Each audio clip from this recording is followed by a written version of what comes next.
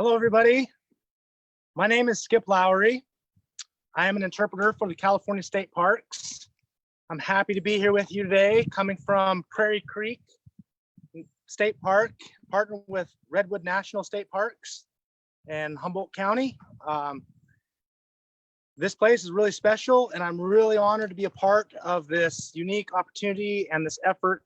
And I'm going to introduce my friend, colleague, Aaron Gates, to inform you about our efforts here. Thank you, Skip. Hello, California State Parks Facebook fans. My name is Aaron Gates, and I am an interpreter with California State Parks. We are so glad to have you joining us today. We will be talking about Redwood Rising, but before we start talking about Redwood Rising, we know it's summertime, and that means a great opportunity to come visit your state parks and your national parks. As you may have noticed, Skip and I are not on the same screen together. It's because we're practicing 6 feet of distance. And we want to remind all of you that we are so happy to have you back in our parks. We have missed you very much. What we also encourage you to please practice safe guidelines when you're visiting our state parks.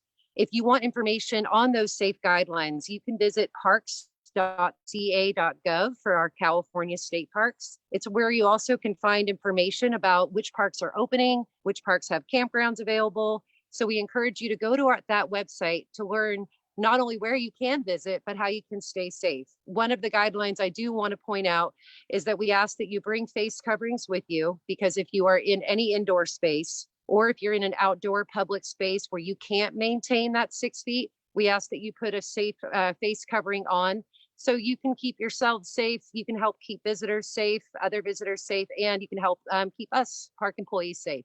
We also ask that you bring any soap or hand sanitizer with you, just in case the facilities here at the parks you're going to might not have any available. But with all of that being said, we're happy to have you back in our parks. But like I mentioned, we're here to talk about Redwood Risings.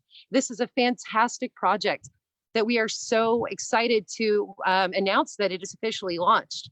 And before we can really start talking about that project, we really need to talk about why.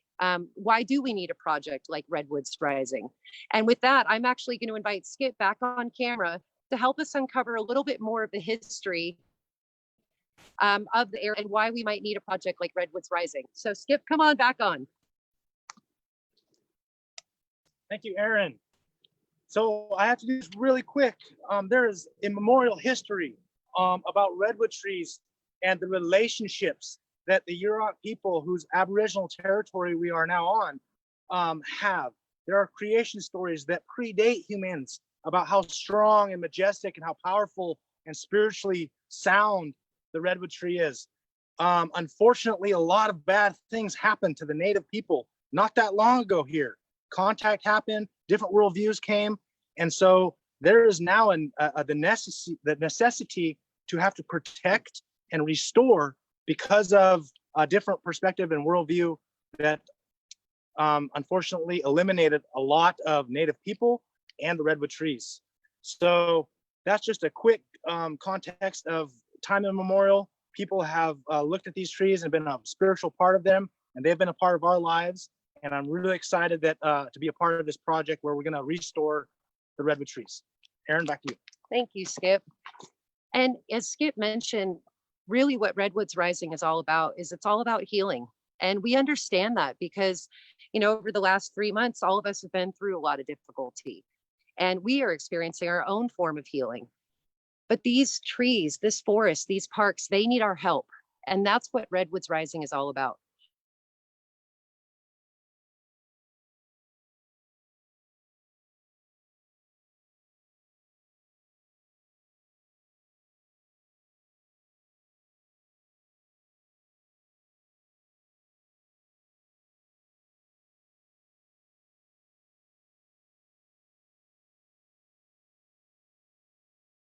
Please feel free to comment if you've ever had the opportunity to visit a redwood forest, because these trees, and I'm going to kind of start to pan up so you can see a little bit, these trees have been bringing awe and inspiration to hundreds of thousands of visitors for a very long time.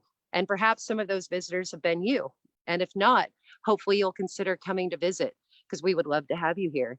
But when you look at a redwood forest, you'll notice some characteristics that make redwood forests very unique. One of those characteristics is you have trees of all different sizes and shapes. And what that allows is it allows little gaps in between the trees so sunlight can come in and provide this incredibly healthy forest floor. You see all these different plants down here. Plants are supporting homes for animals. So a redwood forest is in balance. A healthy old growth redwood forest is in balance. Everything has its place. Everything has its space. And that's great.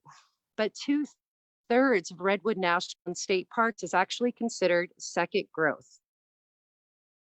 And we're going to show you a few slides to help you understand really what Redwoods Rising is all about, because Redwoods Rising is going to help heal 2/3 of this park. So bear with me while I start a slideshow. But what I'm going to do is I'm going to let you all just gaze up into that beautiful forest canopy while I go ahead and screen share.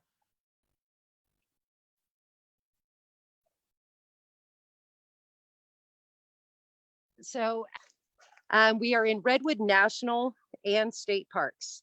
And we want to give you a better idea of where Redwood National and State Parks are. And as we mentioned, they are just south of the town of Crescent City on the very northern part of California, just south of the Oregon border. And it's actually made up of 3 state parks and Redwood National Park.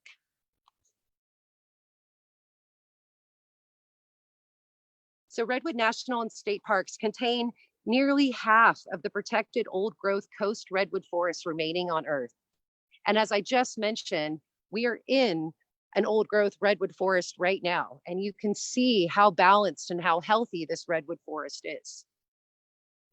2/3 of Redwood National and State Parks was logged prior to becoming part of the parks. Now, what that means is this area, 2/3 of the park is considered second growth forest. So Redwoods Rising will greatly accelerate redwood forest recovery within the parks and help protect the remaining old growth groves by actually restoring the second growth forest. So a second growth forest, what is it? It is part of a forest that was replanted or reseeded after logging. And as you can see in the photograph, a second growth forest looks very different from an old growth redwood forest. A second growth forest can be way too dense, meaning it can have up to 10 times the number of trees per acre as an old growth redwood forest. And what does that mean? It just means there's way too many trees for the space. The trees are competing for each other. They're competing for space. They're competing for light and for water and nutrients, and results in crowding. And it also results in the loss of very important understory vegetation. So you may notice the floor of the forest in the photo is very different from the floor of the forest that I showed you behind me. The solution for Redwoods Rising is restoration thinning, where it'll help to clear out the density of that forest. So it'll allow the trees to thrive and it'll allow understory plants to grow, which will actually support the animals as well. Another component of Redwoods Rising is stream restoration. And stream restoration is very important because we are in 2 different watersheds in this area. And what you have with 2/3 of this park having previously been logged is you have a lot of failing and inaccessible roads that are dumping sediment into streams.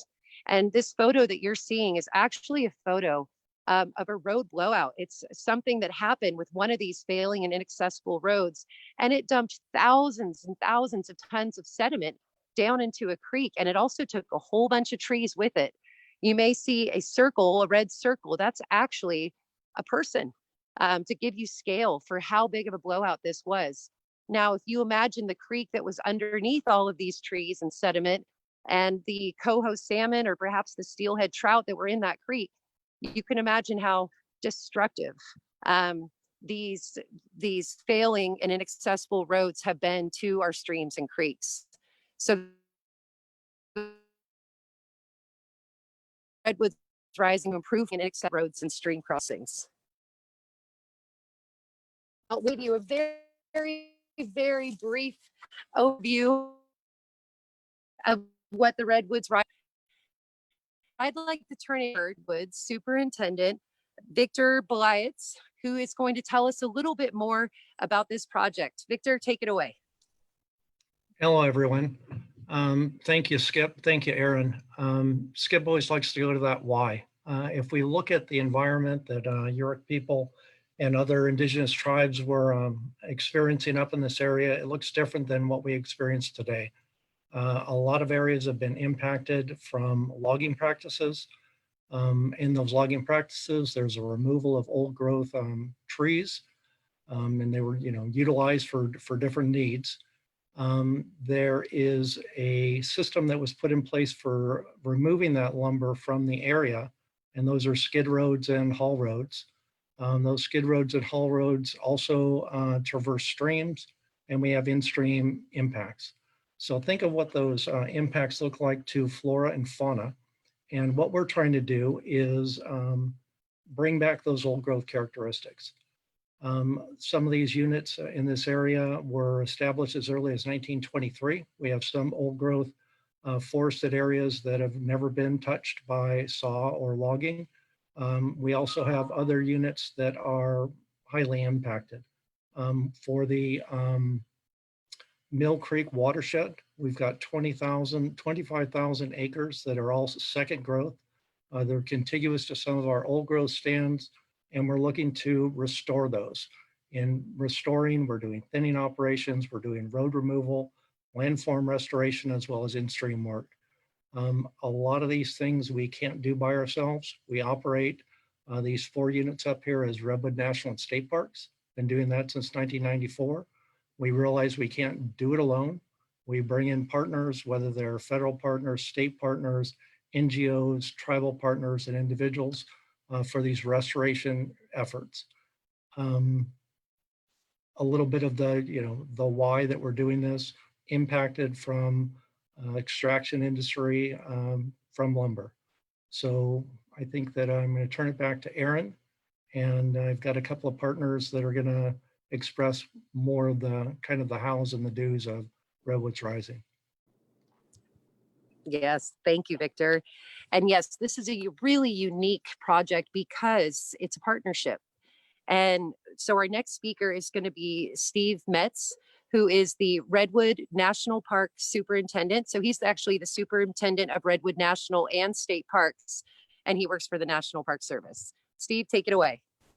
Oh, thank you, Aaron, and thank you, Skip and Victor, for a great introduction to this important project. As you've heard, we have a really big job ahead of us to restore this majestic landscape to its former glory. It's really, really hard to overstate how much work there is to be done across Redwood National and State Parks. Since the park was established, park staff in both California State Parks and the National Park Service have been doing a lot of restoration work in these degraded landscapes. And we've learned a whole bunch over the last few decades on how to do that. And a few of the things we've learned is we can't do this alone. And we really need to work across watersheds, regardless of boundary, whether it's national or state land or private land. We need to work across boundaries and with partners, because we all need to bring our own talents and resources to this. Realizing this, we looked and established this public-private partnership, Redwood Rising, to combine our talents and resources and really focus on this restoration work in these degraded forests and to restore this landscape. The exciting part about this project is that it really is going to help increase the scale by which we've worked. We worked on smaller scale to learn a lot, but we never had the resources to really scale up to meet the challenge of this large degraded landscape. So this project will allow us to meet that scale and also work at a pace, go much faster than we have in the past because of the additional resources that we can bring to bear that the National Park Service, California State Parks could not bring without our external partners. I had to tell you, this is the most exciting project I've been involved with in my entire career. The National Park Service set the model for how to protect special places over 100 years ago that's been adopted throughout the world. This project, I really do believe, is going to set the model for how to do large-scale restoration that's going to be adopted throughout the world. Thank you, and back to you, Erin. Thank you, Steve. And I couldn't agree more. This is an incredibly exciting project. And as Steve mentioned, both private and public partners. So our last, but certainly not our least speaker is Richard Campbell, the Director of Restoration for Save the Redwoods League. Richard, take it away. Hello, everybody. Thanks for joining. Heard from Erin, Skip, Victor, and Steve. This is a big job. Restoring the redwoods is a long journey, and luckily it's one that none of us have to walk alone. One incredible thing about Redwoods Rising is that as a partnership, it's one that really leverages the strengths of all of its members. The parks, the state and national parks have deep history and an incredible expertise that provide the knowledge and the skills that really are essential to our success. And as the NGO partner, having the league involved creates the opportunity for everybody else, for anyone who loves the redwoods, to be a part of the movement. We're pursuing Redwoods Rising for so many reasons. We're working to enhance and connect some of the greatest forests on Earth and the community of life that depend on them. Beyond that, we're going to be growing the forest of the future. A forest is going to be resilient into an uncertain climate. We're going to be providing opportunities, providing conservation jobs, high-skilled, stable jobs for and training the next generation of people to work in restoration and conservation of our shared natural resources. And we're doing it for the climate benefits, both locally, providing refugia for the species that depend on cool and damp places, and globally, the redwood forest can store more carbon than basically any other natural system on Earth, and Redwoods Rising is going to allow the parks to unlock that potential. We're doing this for the fulfillment and the inspiration that the forests provide for people who visit and live among the redwoods to experience that peace and that beauty. I mean, in general, what we're trying to create is a forest that's going to be biologically rich, it's going to be carbon rich, and it's going to be socially and culturally rich. So you should join us. Visit the parks, visit the redwoods, visit, I can't go without saying this, visit redwoodsrising.org and learn more about our work and how you can help. If you're not in California, visit your own forests and learn what they need. I suppose if there's two things that I want everybody to know about Redwoods Rising this season. The first is that healing the redwoods is incredibly important for the planet and for ourselves. And the second is that healing the redwoods is possible, and we can do it. So please, I hope to see you in the redwoods someday. Thank you. Thank you so much, Richard. And we will end with sharing